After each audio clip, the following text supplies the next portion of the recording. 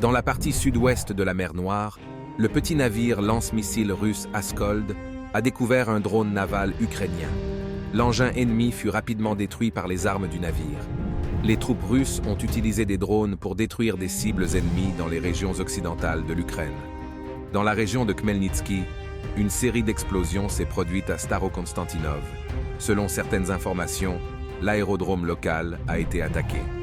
Dans le secteur de Starobelsk, les combats de position se poursuivent près de Torskoye et dans la forêt près de Kremenaya.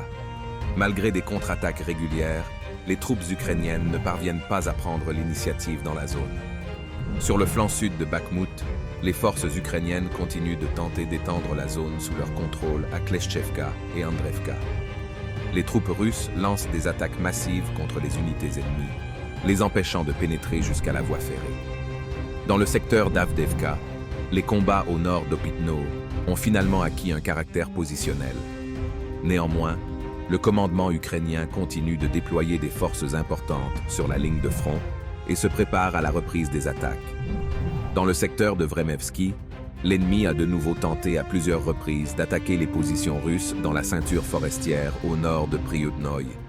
Chacun d'eux a été accueilli par de denses tirs d'armes légères et s'est terminé par la retraite des troupes ukrainiennes.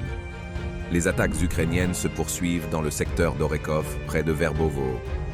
Les troupes russes assurent la défense avec sérénité, empêchant ainsi les forces ukrainiennes de progresser davantage. En région de Kherson, les groupes de reconnaissance ennemis ont de nouveau tenté de consolider leur position sur les îles du Liman du Dnipro.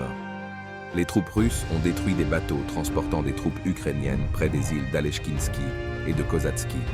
Dans le même temps, les forces ukrainiennes poursuivent leurs tirs d'artillerie contre les villes côtières de la région de Kherson, y semant la terreur.